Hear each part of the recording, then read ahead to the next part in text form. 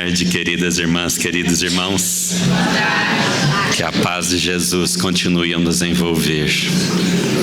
É a primeira vez que nos encontramos nesse evento, apesar dele já ser conhecido, divulgado lá na nossa região, mas ainda não tínhamos tido a oportunidade, apesar da vontade, da ansiedade, mas é a primeira vez que nós temos a oportunidade de nos encontrarmos aqui.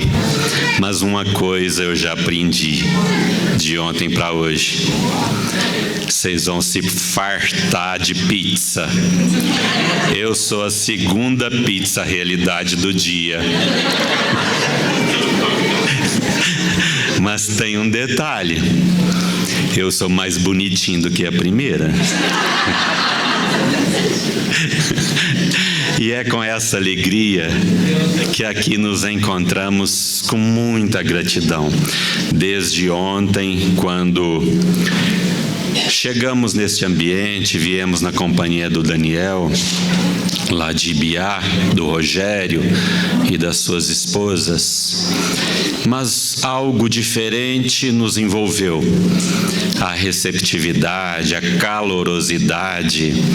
Olha, nós estamos nos sentindo verdadeiramente em casa. E queira Jesus que a sementeira que é lançada aqui em nossas almas possa também ser levada para as nossas casas, para as nossas cidades, para que possamos cultivar lá esses momentos de fraternidade, de convívio feliz, de convívio cristão, de entrelaçamento de sentimentos. Eu faço minhas de antemão as palavras de Simão Pedro: Deus lhes pague. Numa noite situada entre os anos de 1831 e 1900, na cidade do Rio de Janeiro, realizava-se uma assembleia. Qual a nossa? Tratava-se de uma assembleia espírita, onde presente estava Bezerra de Menezes e os seus confrades. Quando de repente alguém na multidão levanta o dedo e pede a permissão para fazer uma intervenção. Tão logo a permissão lhe é concedida, ele começa assim o seu discurso: Bezerra, continuo ateu. E venho não só em meu nome, mas também em nome dos meus amigos materialistas, desafiá-lo para um debate público, onde nós, os materialistas, lhe apresentaremos a invencibilidade do materialismo diante das pretensões do espiritismo. E devo adverti-lo que já temos conosco uma vasta lista de médiuns fraudulentos, de pessoas que se aventuraram aos poderes ocultos de forma fraudulenta, de pessoas ilusionistas que exploraram a credulidade alheia, de sensitivos que reconheceram os seus equívocos e abandonaram as fileiras do espiritismo. Além dessa vasta lista, trazemos também um rol de nomes de experimentadores que atestam que a imortalidade, ou que a sobrevivência, melhor dizendo, não existe. e que é impossível a comunicação com os chamados mortos, que testaram a mediunidade sem efeito ou resultado algum. O Senhor e os espíritos aceitam o nosso convite ao repto? Bezerra, nesse momento, abaixa ligeiramente a fronte, como se realizando uma prece mental. E quando ele se reergue, ele diz assim: sim, meu irmão, se é que posso chamá-lo meu irmão. Nós, os espíritas, aceitamos o seu convite ao duelo, ao debate, desde que vocês, os materialistas, tragam para o nosso debate um só desventurado da terra que o materialismo haja soerguido,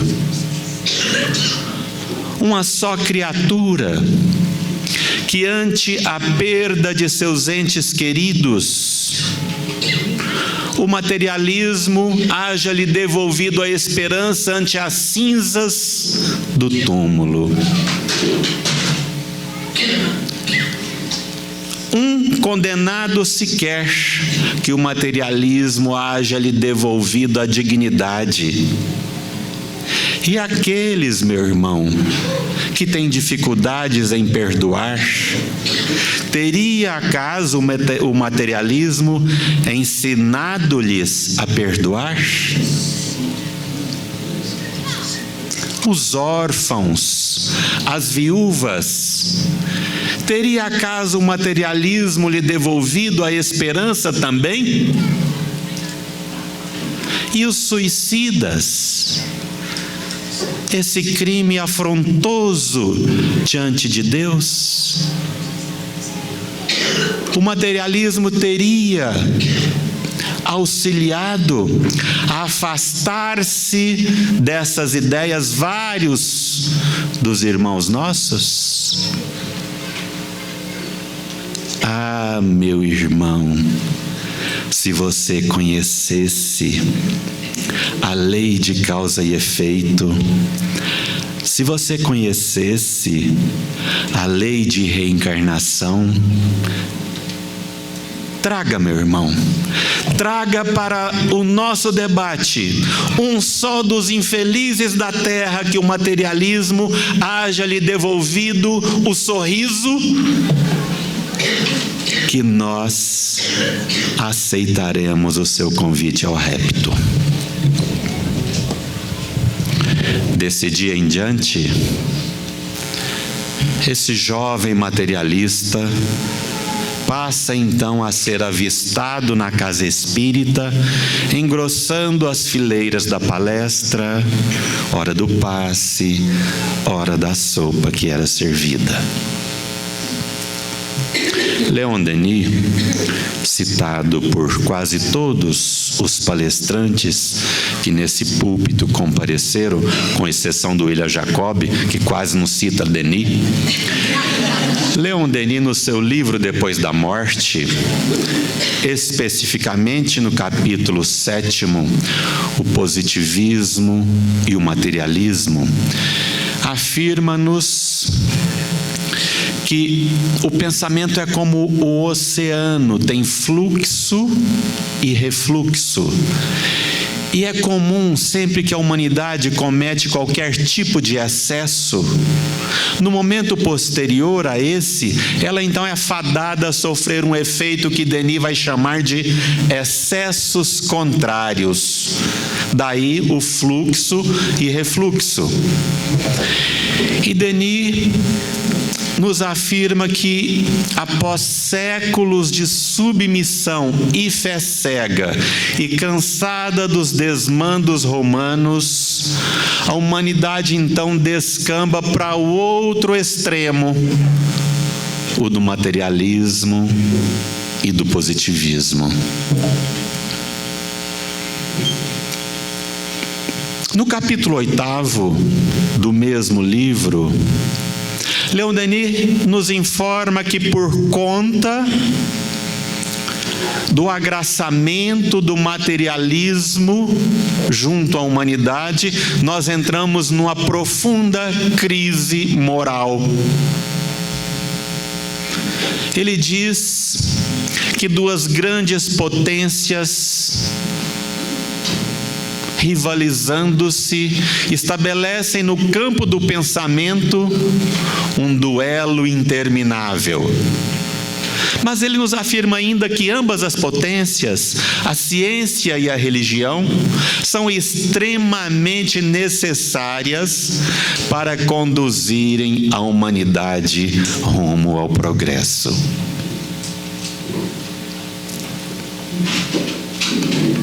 E ficamos aqui, porque esse livro foi escrito no ano de 1890.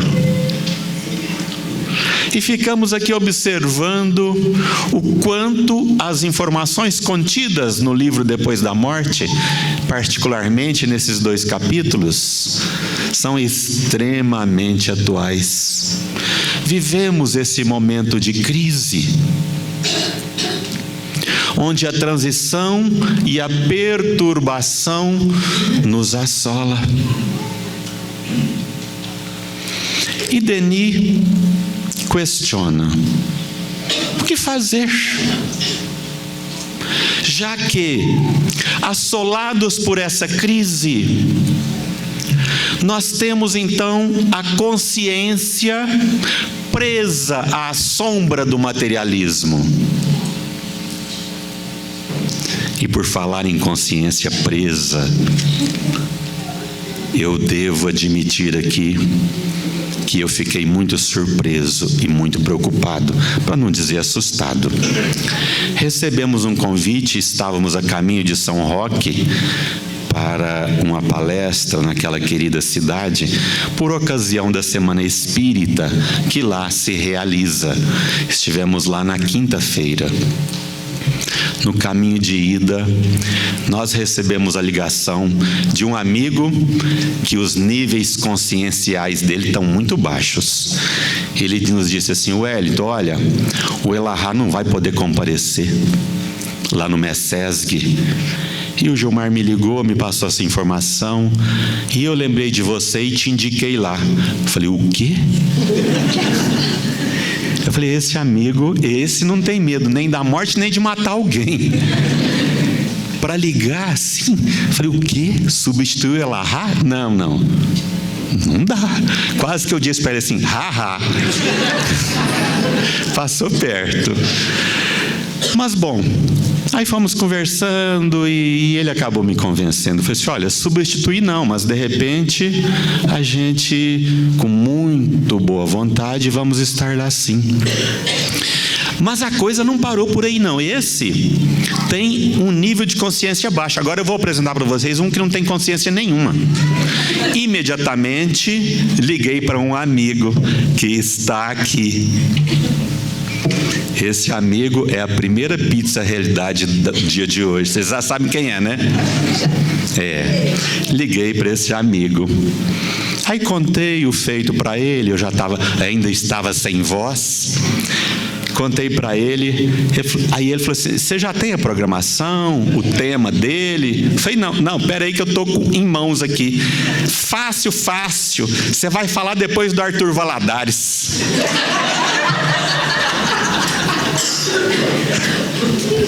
Foi aquela hora que a minha namorada gritou comigo: ó o carro, desvia!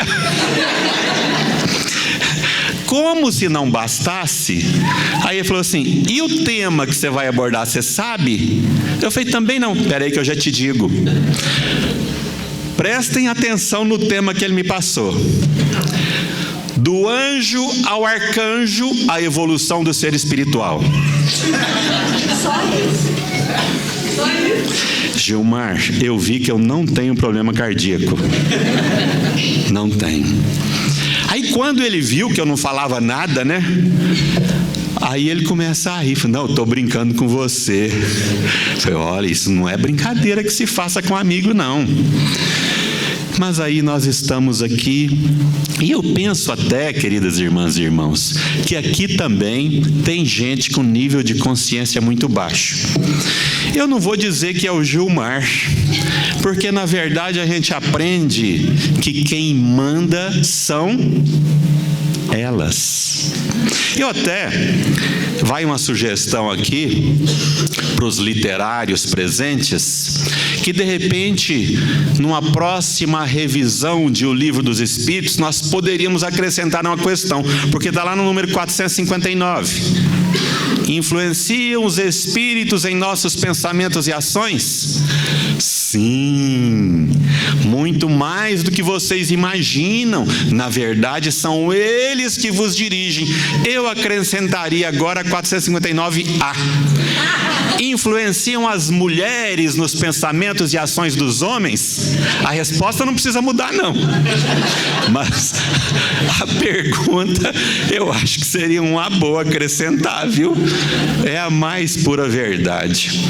Então eu penso que os organizadores também, de terem aceito essa influenciação, essa sugestão do Daniel, estão com os níveis de consciência precisando serem revisados, viu? No entanto, Denis questiona o que fazer diante dessa crise, se essas potências são extremamente necessárias para o progresso da humanidade. Necessário seria que ambas encontrassem um campo neutro para aí se irmanarem e juntas então realizarem a grande tarefa que é proporcionar avanço à humanidade. Ocorre que tal união já se estabelecera no ano de 1857, nos diz Denis, com o advento do Espiritismo. Essa ciência religiosa ou religião científica que vem trazer com clareza, lógica, num bom mineirês, a explicação de quem é que eu sou, de onde é que eu vim, para onde é que eu vou, para que não tenhamos mais dúvida alguma. E é interessante notarmos, irmãs e irmãos, a primeira questão anotada por Kardec no Livro dos Espíritos: que é Deus? A consciência dessa pergunta e resposta muda ou deveria mudar muito em nossas vidas. A resposta é a mais sucinta e profunda que já existiu no tocante a Deus. Inteligência suprema do universo e causa primeira de todas as coisas. E eu perguntaria: nós temos verdadeira consciência que Deus é a inteligência suprema e causa primeira ou primária de todas as coisas? Porque ter consciência tem uma distância imensurável de ter informação. Muito grande. Vou trazer duas histórias para que possamos refletir. Sabem aquele voo que o Chico tomou, que entrou numa turbulência terrível? Vocês viram um filme? E ele gritava: valha-me Deus, valha-me Nossa Senhora. E nem Deus, nem Nossa Senhora, só Emmanuel para dar nele uma dura, né? Era esse mesmo voo, eu creio. Uma turbulência enorme e todos os passageiros em pânico. Rezavam para Eurípides Barçanufo, para Nossa Senhora de Aparecida, para todos os santos e espíritos possíveis. Orações se elevavam naquele momento daquela aeronave. No entanto, uma criança que também viajava naquele voo permanecia calma e serena o tempo inteiro no seu laptop com o seu joguinho no modo avião. E assim que a turbulência passara, que todos os passageiros foram se asserenando, um casal que estava do lado dessa criança, então olhou-a e se lembraram que, em meio às preces e aos gritos, percebiam que aquela criança estava completamente asserenada o tempo inteiro. Então lhe perguntaram: olha, menino, me ensina, pelo amor de Deus, essa técnica, porque todos nós aqui desesperados, menos você tranquilo o tempo inteiro, o que te manteve assim? Meu pai é o piloto. Ele tinha consciência de que o pai dele, piloto do avião, era um exímio piloto e que ia passar por aquela turbulência, aquele desafio, e levá-lo até o seu objetivo final com segurança e tranquilidade. Não havia razão para desespero. E eu perguntaria agora: nós temos consciência verdadeira, irmãs e irmãos, de que Deus é nosso Pai, é soberanamente justo e bom? Importante, isso muda ou deveria mudar muita coisa em nossa vida, especialmente nos momentos de turbulência. O hábito de oferecer caronas a andarilho, há uns meses atrás, me colocou em contato com um jovem muito simpático, de nome Edinaldo, paraibano. Eu estava saindo de Araxá, sentido Uberlândia, e era cerca de 11h30 da manhã. Então, assim que eu saí da cidade, do trevo da cidade, avistei um viajor que ia a pé. E era um dia de sol escaldante. Parei o veículo e gritei-lhe: ô meu irmão, você está indo para onde? Olha, eu vou seguir adiante, devo ir até Santa Juliana. Estou passando lá na porta. Me permita te oferecer uma carona? Claro. E ele entrou. Começamos a conversar. Tomei conhecimento que o Edinaldo é de uma família de 16 irmãos. Ele e mais 15. Quase empatou com a família do Quincas Veloso. E aí, com o desencarne dos pais, os irmãos se espalharam para vários dos estados brasileiros. E eu lhe pergunto então: e você já almoçou, Edinaldo? Não. Olha, Edinaldo, ali, pertinho do trevo de Perdizes, tem um restaurante, eu também não almocei. Vamos parar lá e vamos almoçar. Gente, pensem num amigo que se fartou de comida. Pra vocês terem ideia, comeu igual o William Jacob. Eu não sei se vocês contaram. 4 vezes na fila do lanche hoje. Mas esse Edinaldo comeu. Então, assim que nós terminamos a refeição, ele entrou no carro e nós partimos rumo ao nosso destino. E a gente tem o hábito de sempre oferecer uma palavra de esperança, de bom ânimo a essas pessoas. E com o Edinaldo não foi diferente. E quando fomos conversar com ele, falou: meu irmão, você não desista nunca. Eu nunca vi uma noite que durasse para sempre. Eu nunca vi uma tempestade que não passasse. Você deve ter tido bons momentos na sua vida, né, meu irmão? Ele, vários. E passaram. De repente, hoje você vive um momento mais turbulento, desafiador. Esse também vai passar, mas você vai ficar com as experiências desse momento. Nunca desista. Ele baixou a cabeça assim. Quando ele se levantou, ele falou: eu não desisto. Sabe aquela hora que você parou o carro e me ofereceu a carona? Eu sei, claro que eu sei. Na verdade, aquela hora eu tinha acabado de fazer uma oração.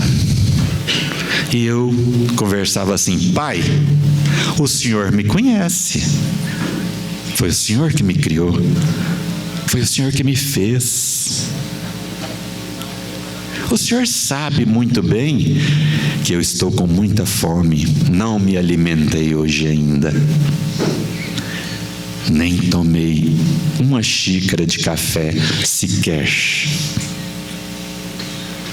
Pai, mas eu não desisto nunca. Eu vou prosseguir na minha caminhada. Mas o senhor, por favor, me mande um outro filho seu para me ajudar, porque eu já estou quase sem forças.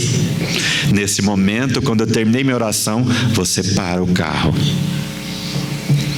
O Edinaldo, ele tem consciência desse Deus que é soberanamente justo e bom e que é Pai.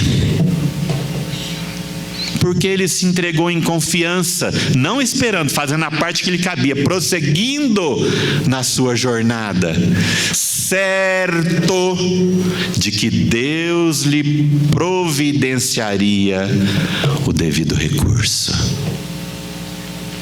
Mas a doutrina espírita não nos revela com clareza tão somente quem é Deus.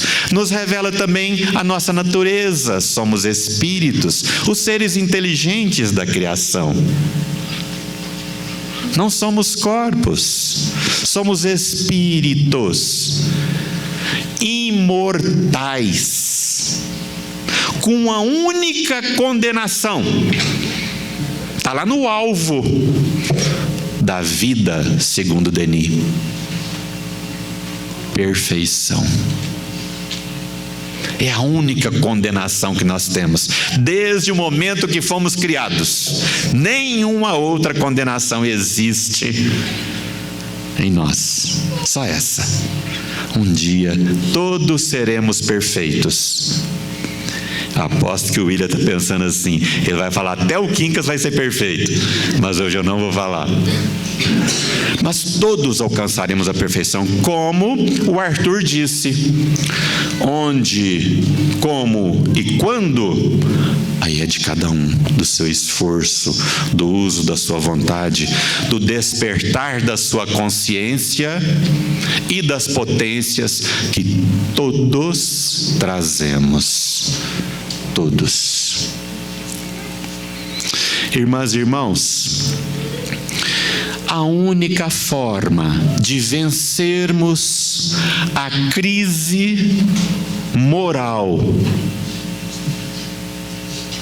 que vivenciamos no momento é nos envolvermos pelas questões de ordem moral, em detrimento das questões de ordem material, com as quais nos envolvemos e que nos toleram a capacidade de acessar as potencialidades que nós temos, que nós trazemos, porque são todos valores perecíveis, passageiros. Porque o materialismo nos limita, nos diminui, enquanto que o espiritualismo, em especial o espiritismo, nos mostra a dimensão que temos. Como visto aqui nos palestrantes anteriores, passarão os planetas, passarão os sóis, nós nunca.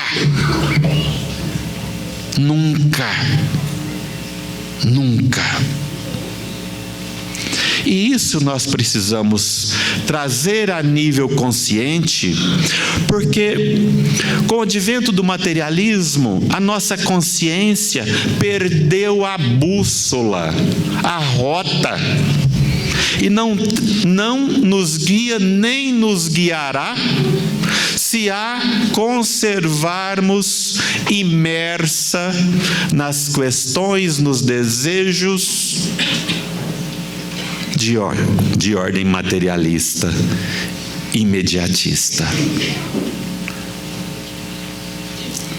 Nos Estados Unidos, na década de 90,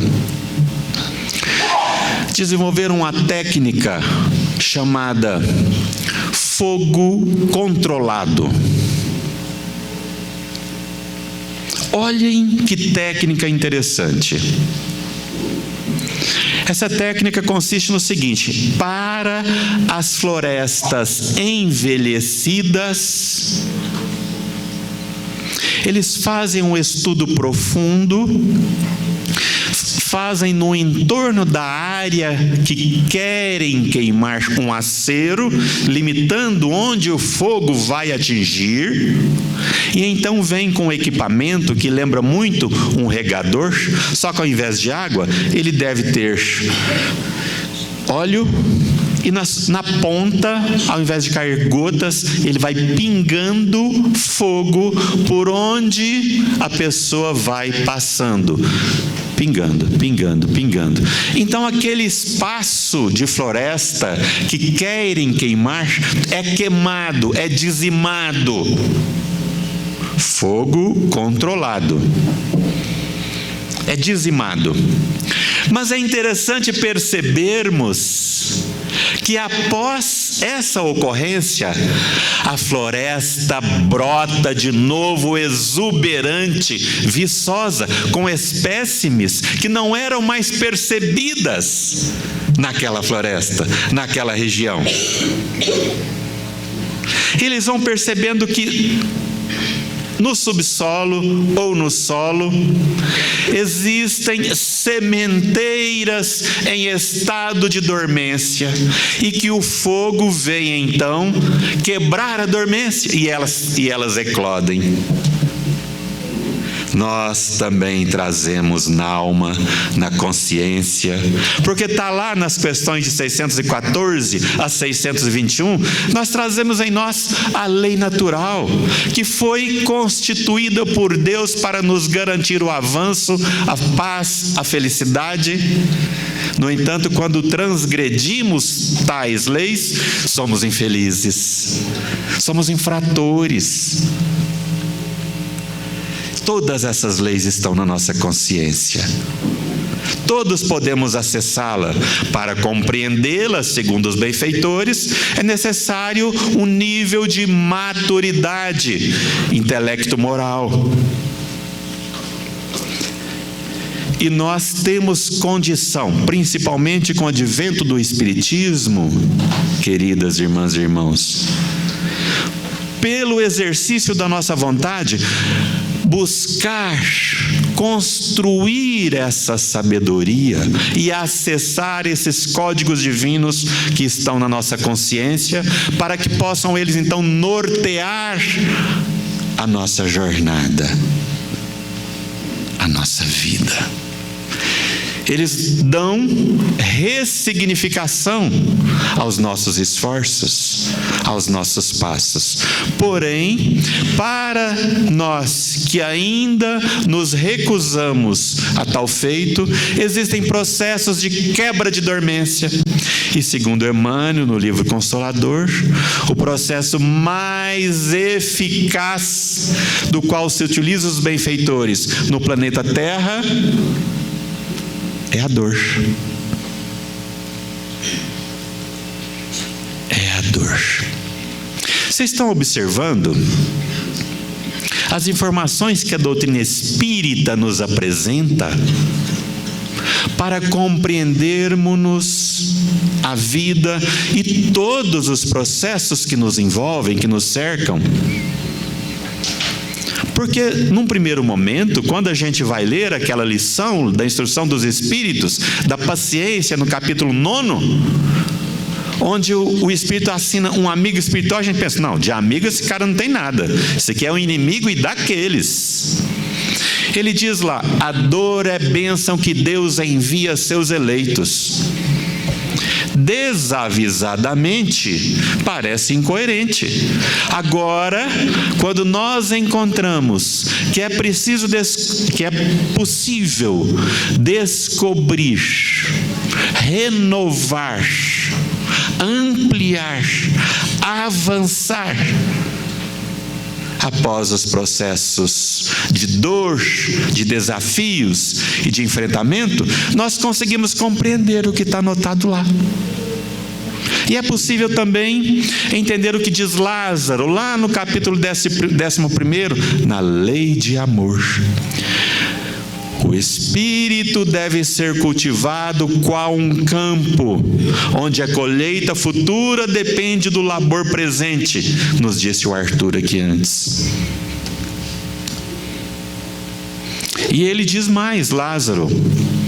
Ele divide em 3 grandes fases essa progressão espiritual à qual todos estamos fadados. Na primeira, o homem não tem senão instintos. Mais avançado e corrompido, ele vive sensações. Mais instruído e purificado, ele vai ter sentimentos. E o ponto máximo do sentimento é o amor.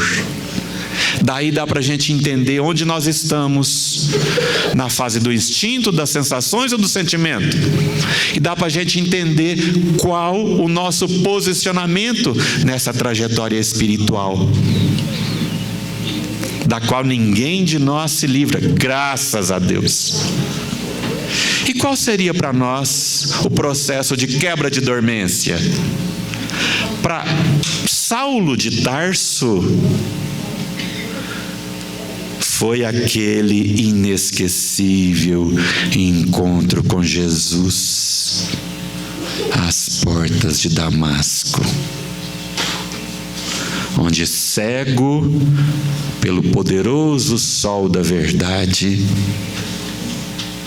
ele tem os seus níveis conscienciais imediatamente acessados, retirou-se por um período para processar aquelas novidades,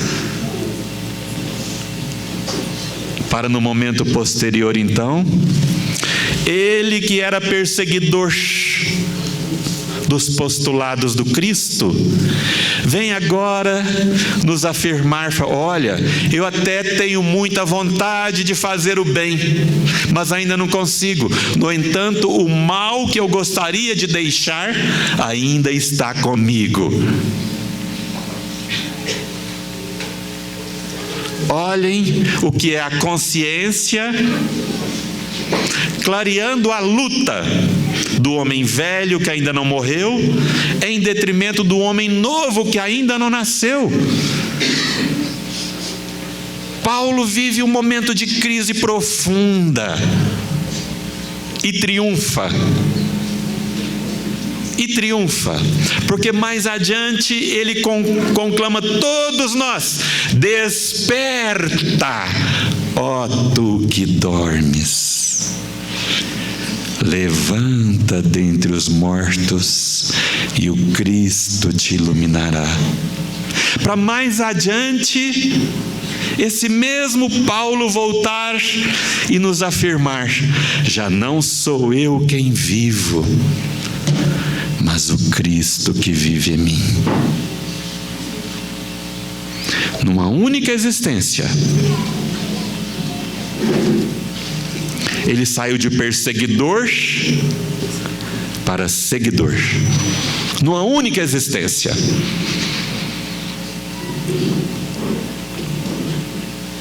É possível, irmãos e irmãos, ressignificar a nossa vida, principalmente com as claridades que a doutrina espírita nos apresenta. Essa é a intenção da doutrina na nossa vida. Gilmar nos solicitou que trouxéssemos uma história pessoal. Você já veio aqui editado? Manda quem pode, obedece quem tem juízo. Eu não sei se eu tenho juízo não, mas eu vou obedecer. Nos casamos pela primeira vez a 14 de janeiro do ano de 1995. Quando nos casamos, a então, agora, esposa, já havia feito uma cirurgia para a retirada de um dos ovários e uma trompa por serem policísticos.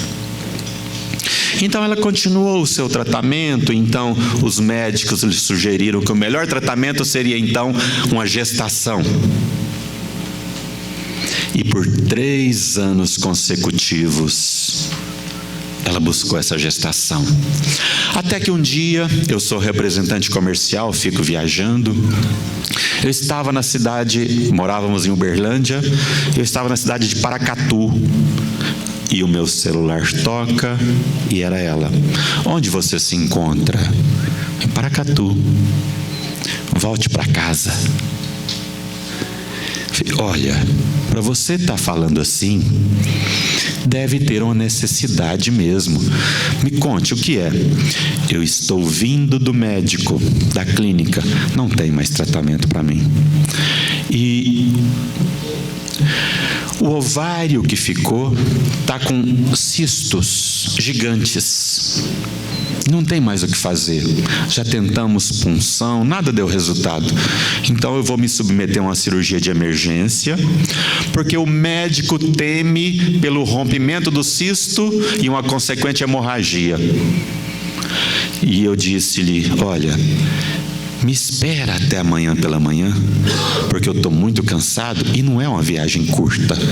Eu te prometo, eu vou terminar de atender o meu cliente, vou para o hotel repousar, saio de madrugada e chego aí, passo no panificador e já levo o pão para a gente tomar café junto. E assim foi feito. Enquanto tomávamos café, ela foi me relatando da sua conversa com o médico dela. E eu ouvi atentamente, e assim que ela termina o seu relato, ele disse assim: mas você é tão jovem e tem se escravizado tanto a esse tratamento. Olha, será que não está na hora de você entregar-se em confiança a Deus e aguardar um pouco mais? Você tem uma vida aí pela frente para ser mãe. Mas eu queria que tivéssemos um filho. Eu falei: mas eu também quero que tenhamos um filho, mas eu queria gerar o nosso filho. Eu falei: mas eu queria que o nosso filho fosse gerado por você. Mas tem tantos filhos sem lar. O nosso lar não há de ficar sem um filho. Mas olha, eu estou te dizendo assim, o que eu faria. Eu quero te dizer que, na verdade, eu nem conheço o seu ovário. Eu sou apaixonada por você, com ovário, sem ovário, mas eu vou respeitar a sua decisão. E ela pensou, e eu percebi que os olhinhos brilharam naquela hora. Vou fazer isso. Falei: não, mas calma aí. Eu faria, mas estaria disposto a correr os riscos. Não, eu estou decidida. Eu vou fazer isso. Falei: você está decidida? Estou. Então, vamos lá, eu queria conversar com o médico junto com você. Vamos. Mas antes vamos passar lá na casa da minha mãe, porque a minha mãe está aflita e de mala pronta, porque o médico queria operar ontem. Só não fui porque você me pediu para esperar hoje. Passamos na casa da mãe dela. Pensem numa sogra brava. Como se existisse outro tipo de sogra, mas deve existir. A minha não é brava e eu sei disso. A atual. Mas ela ficou brava. E eu compreendo, porque ela temia pela saúde, pelo bem-estar da filha. Tudo bem, né? Se você não quer, fomos para o médico. Deve ter sido o Wellington que tinha influência. Mãe, nós conversamos, é verdade, mas eu decidi, dizia ela, a mãe. Fomos para o médico. Chegamos lá, conversamos, ela falou para o médico a decisão e tal.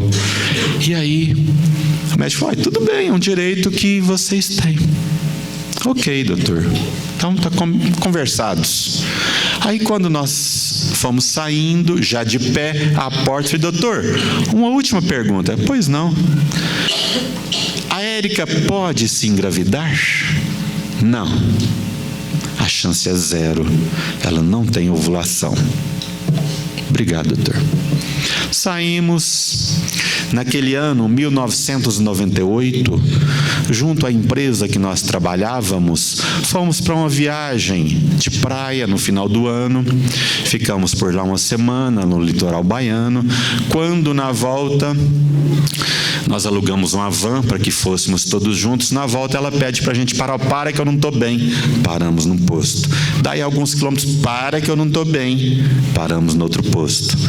Aí chegamos em Uberlândia, já foi direto para o médico. Enquanto ela estava no médico, eu fui verificar algo no meu carro que estava com problema. Nem não me recordo do que fosse. Aí ela me liga: olha, terminei o médico. Beleza, eu estou pertinho do hospital. Mas eu não estou no hospital, não. Aí onde você está? Eu estou aqui na clínica de ultrassom. Falei: não, estou indo para aí. Cheguei lá, perguntei para ela assim: e aí, o que deu o médico? Ela não respondeu, mas me deu um papel dentro de um envelope de cartolina que eu abri. Estava grávida. Eu, porque não sou chorão. Pensa se eu fosse chorão, Gilmar. Inundei o carro. E choramos muito de emoção. Com 3 meses de gestação, preparávamos num sábado, para uma viagem a Goiânia. E aí ela começa a sentir-se mal. Assim que eu fui tomar banho e voltei para o quarto, ela estava deitada de costas, do seu 3º mês de gestação. O que foi? Estou sentindo dores. Então vamos desfazer as malas, não vamos viajar. Não, é dorzinha, logo passa. Não. Goiânia nós podemos ir a vida inteira. Gestação, nós vamos fazer o possível para manter. E parece que foi intuição, porque a dor se intensificou. Levei-a para o mesmo médico e só fui vê-la de novo do consultório. Ele mesmo levou-a para fazer a ultrassonografia. Da sala de ultrassom já levou para a sala cirúrgica, porque o cisto torceu. Aí foi preciso fazer uma cirurgia de emergência para não afetar a gestação. Perfeito. Tudo certo. E no dia 21 de agosto do ano de 1999, nasce a criaturinha mais bela que esse mundo já recebeu, de nome Rafael. Mais adiante, vem uma nova gestação. Dessa vez gemelar. Nasceram no dia 12 de setembro, um dia depois do atentado às Torres Gêmeas, as gêmeas Lívia e Laura. Nasceram de 6 meses e meio de gestação.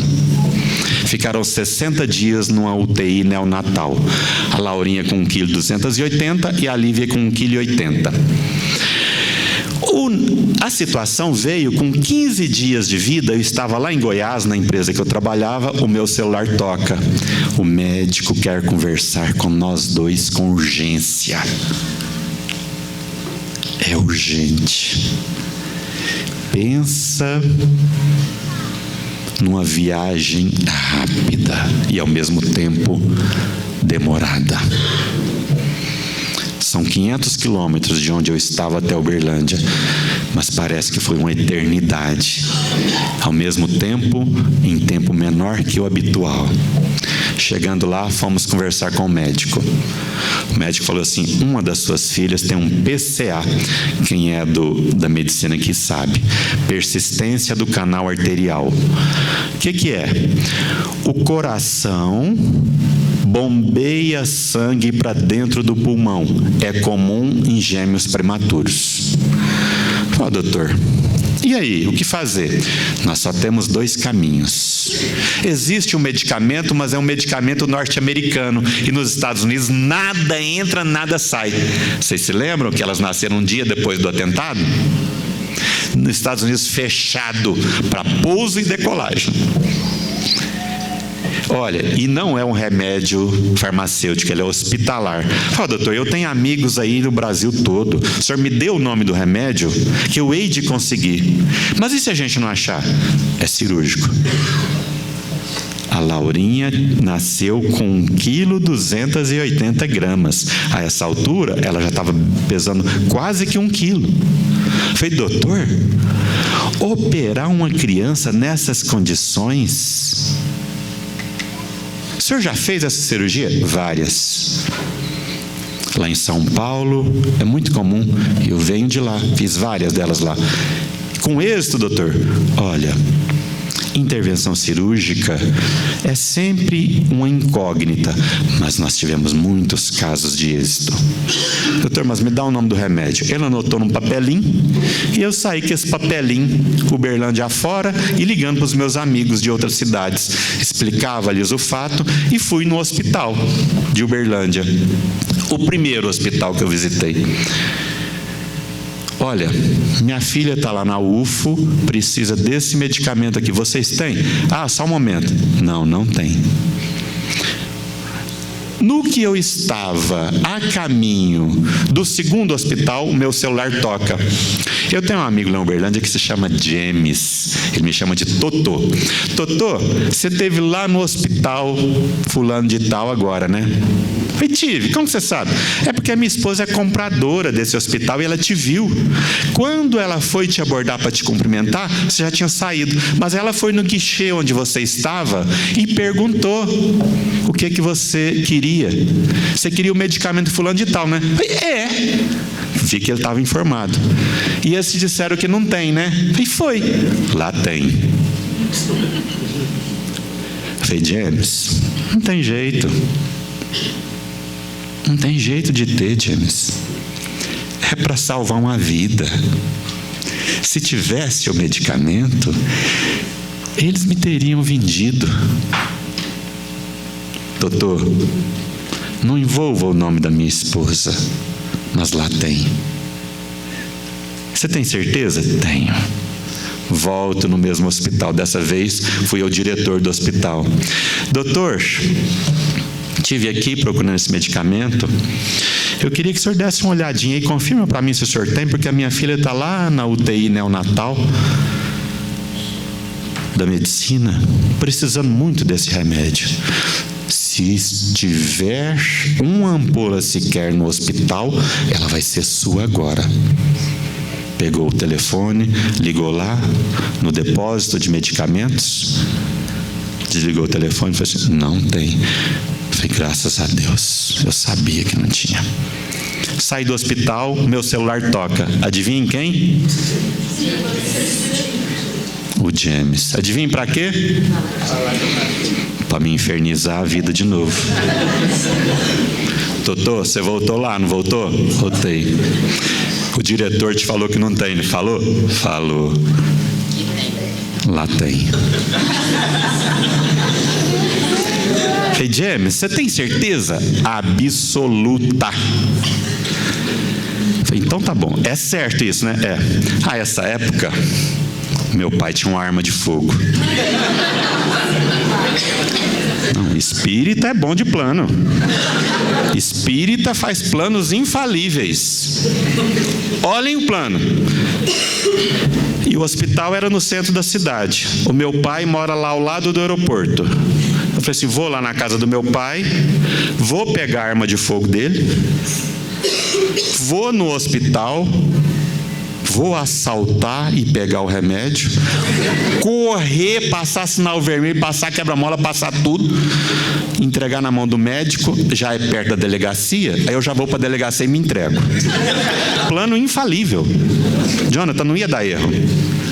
O problema é que quando eu olho no painel do carro, acendeu a luzinha de combustível. Eu estava a caminho da casa do meu pai. Não podia acabar a gasolina no meio do percurso, né? Parei num posto para abastecer. Estou abastecendo e o meu primo Silvio era gerente desse posto à época. Aí eu contei-lhe a história. Silvio, adivinha o que eu vou fazer agora? Não sei não. Aí eu contei, enquanto abastecia, eu contei a história para ele. Foi parar num carrão 2002. Àquela época, os carros importados já existiam, mas não era com a abundância que a gente vê hoje.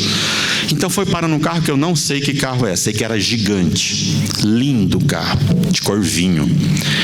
Aí foi parar no carro para abastecer. Falou assim, ué, peraí que aquele cara ali é advogado e é meu amigo. Vamos perguntar para ele o que ele sugere. Doutor, esse aqui é meu primo, ele está com uma situação assim, assim. E no hospital estão dizendo que tem um medicamento e lá não querem oferecer para ele. O que o senhor sugere? Ele falou assim: como chama o remédio? Peguei meu papelinho, entreguei para ele, ele pegou o celularzão chique dele. Ô bem, eu estou com uma amiga aqui que está precisando desse remédio. Olha para mim se tem aí. Ah, então já segura que eu sei que ele está indo buscar. Olha, está na mão da minha esposa, no hospital fulano de tal. Minha esposa é chefe de enfermagem lá. E é o mesmo hospital.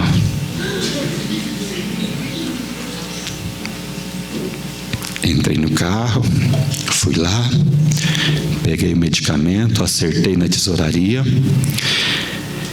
E aí, como bom mineiro, não podia deixar barato, né? Fui lá no diretor.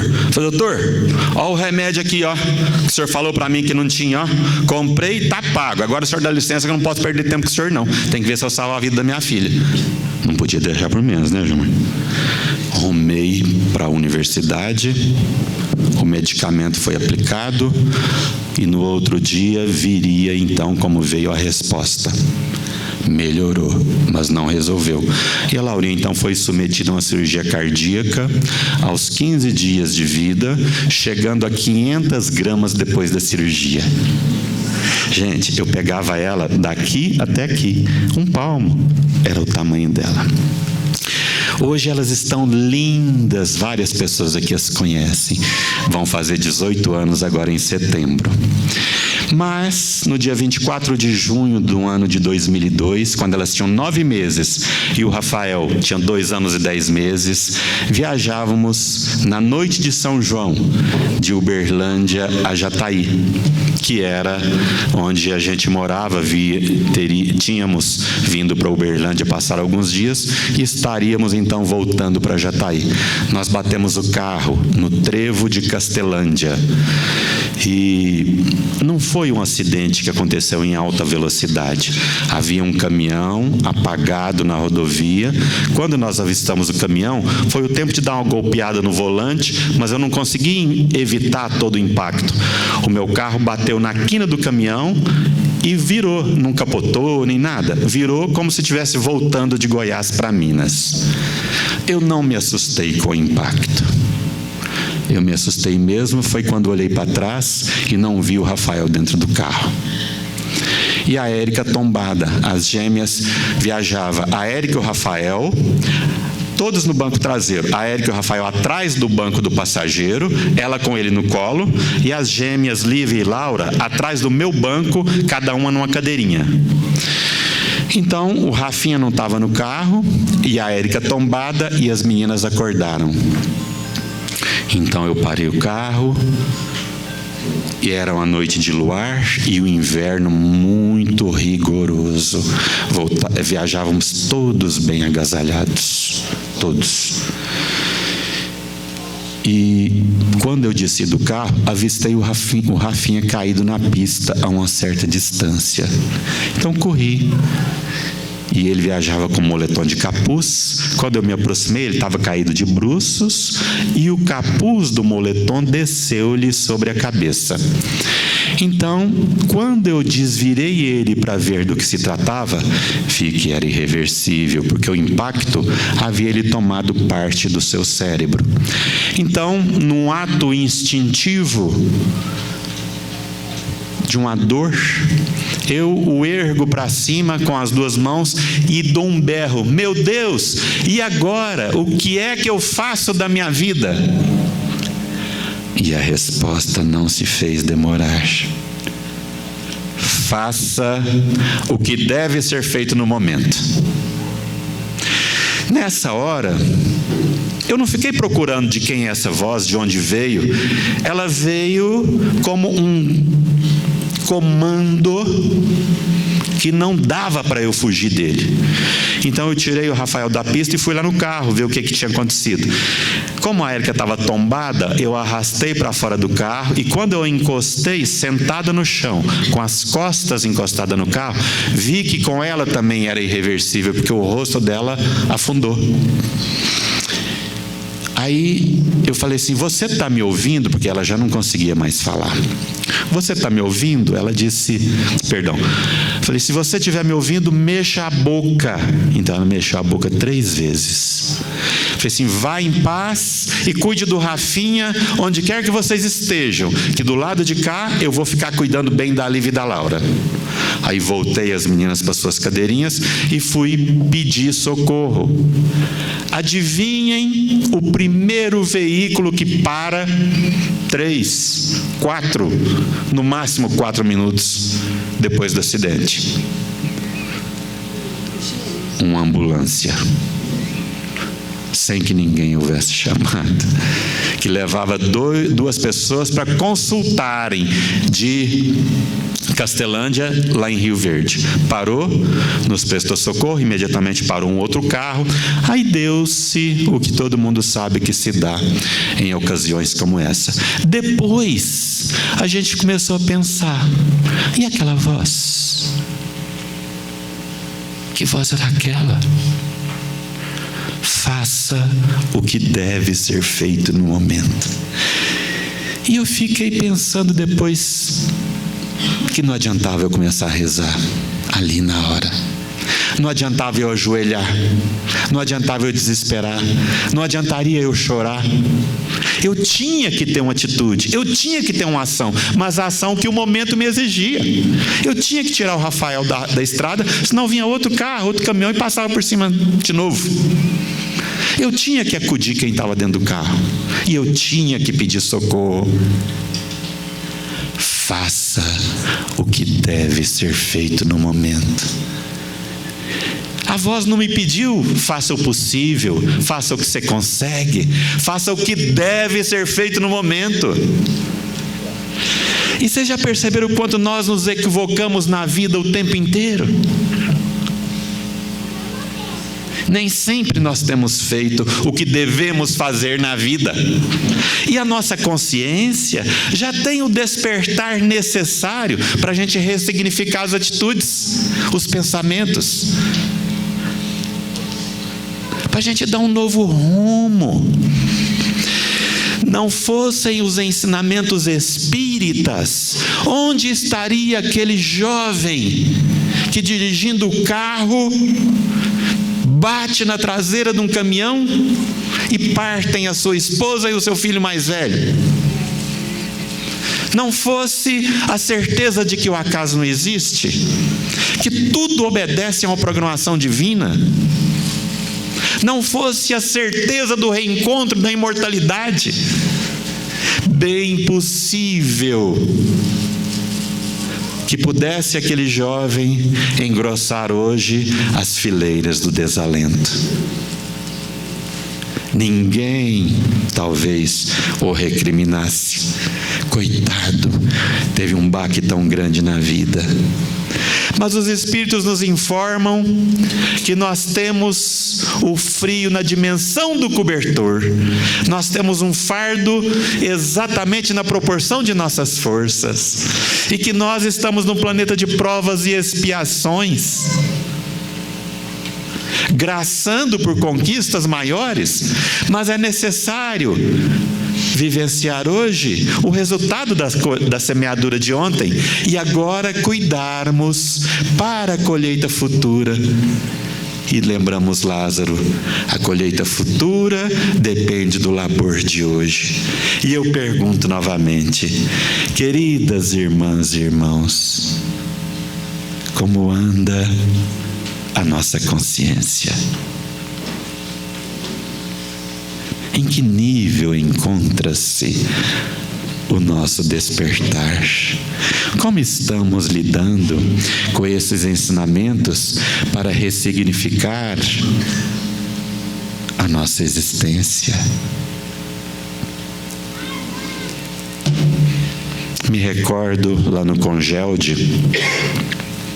que realizamos lá em Uberlândia, Congresso Espírita Leon Denis, onde bem ao final submeteram uma pergunta relacionada aos jovens para, como chama, William, aquela menina para Carol, submeteram à apreciação da Carol.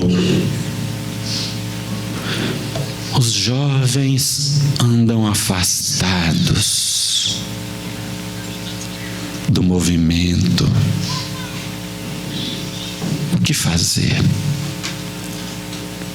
E a Carol nos levou a uma reflexão muito importante quanto à necessidade de nós abrirmos oportunidade, espaço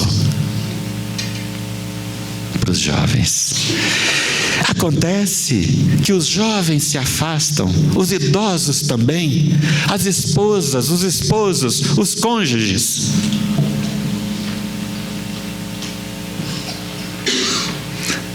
Porque viceja em nós, nos impedindo a caminhada, segundo a 785 de O Livro dos Espíritos, o orgulho e egoísmo, onde os nossos esforços, esforços e interesses, ainda giram no nosso entorno e das nossas necessidades, ou até pseudo-necessidades.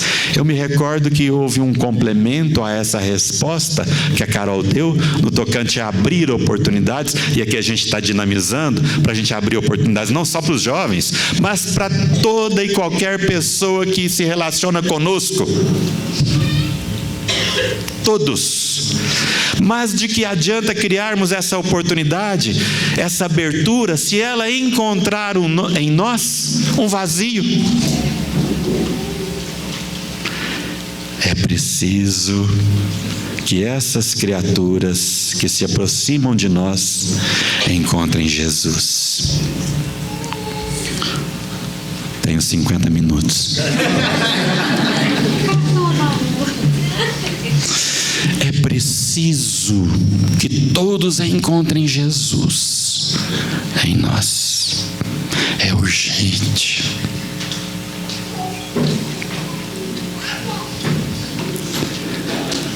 Pois buscamos ainda soluções mirabolantes,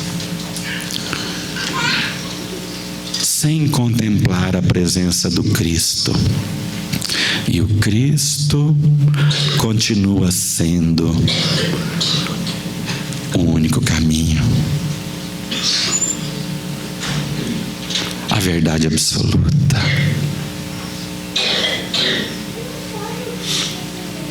E a verdadeira vida. Irmãs e irmãos, afastemos de nós tantas complexidades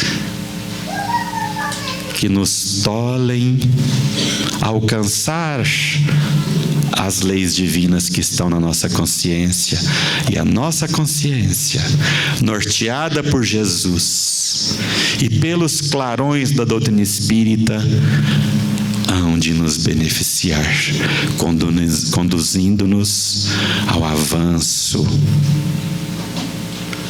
conduzindo-nos à paz e ao reconhecimento da vida eterna, da imortalidade. Renato, dá para colocar o áudio?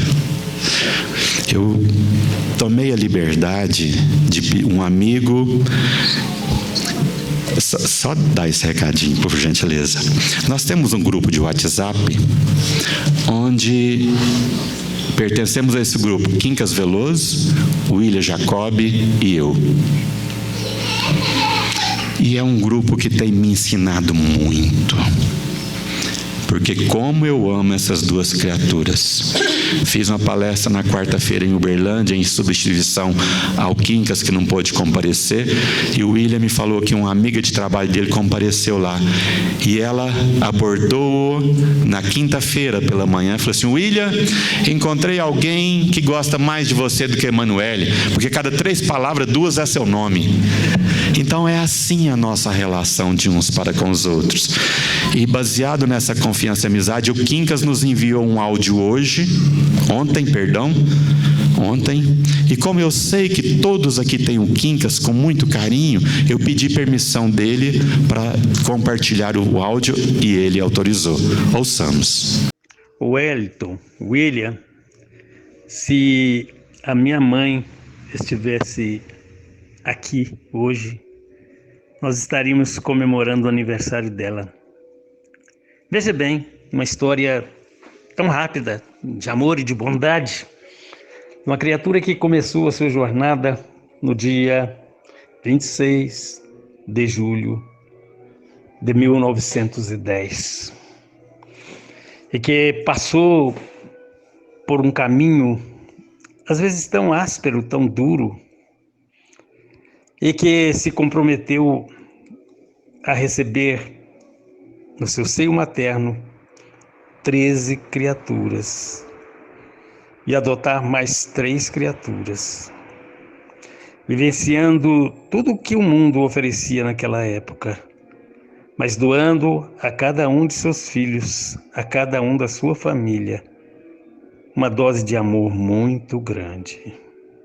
Assim, no dia do seu aniversário, eu abraço a minha mãe e desejo a ela tanta paz, tanta alegria, tanta coisa boa, onde ela estiver e com quem ela estiver e como estiver. Mas eu sei que nesse instante, agora mesmo, ela está perto de mim. Pela força da vibração, pela força das correntes magnéticas que nos envolve, do fluido tão interessante que nós aprendemos a valorizar, que são os raios da vida, os raios da imortalidade, os raios do eterno amor. Assim, hoje, dia do aniversário da minha mãe, aquela que quase que de 2 em 2 anos depois de casada teve um filho, aquela que no ano de 1973, no último dia do mês, ou melhor, deste ano, ela desencarnou. Era uma quinta-feira. Eu estava fazendo uma palestra no centro aqui local, Humildade, Amor e Luz, quando alguém chegou me avisando: a sua mãe acabou de desencarnar. Desencarnou, mas não levou o amor que ela tem por nós, porque esse amor ficou. Não nos abandonou, porque a sua presença se faz, principalmente quando a saudade bate forte no nosso coração. E eu tenho aquele momento de lembrá-la, trabalhando, servindo, amando, conversando, ditando conselhos, falando coisas boas. No dia 1º de janeiro de 1974, ela foi sepultada, ou seja, o seu corpo, é bom que se diga isso, mas sua alma permanece, paira, vibra conosco. E nós sentimos uma alegria muito grande quando chegamos ali, na velha casa onde fomos criados, passando cômodo por cômodo até chegar na senzala. Ali hoje é uma senzala, mas antes era um tanque com batedouro para lavar roupa, onde muitas vezes aquele mundo de roupa empilhada, daquele tanto de filhos, ela esfregava peça por peça e nos entregava uma roupa alvejante e bela. Que bom a gente viver e ter uma história. Que bom a gente ter uma mãe que não morre jamais. Que não morre jamais e que está sempre conosco. Que Jesus abençoe vocês e abençoe a mamãe de vocês. Muita paz, muita alegria. Que bom nós termos uma mãe que não morre jamais. Que bom nós temos Jesus, que não se esquece de nenhum de nós. Que bom nós temos a doutrina espírita, que nos norteia a consciência. Que bom nós termos a oportunidade de nos confraternizarmos, nos encontrarmos, nos abraçarmos. Que bom estar aqui com vocês nessa tarde. Deus lhes pague.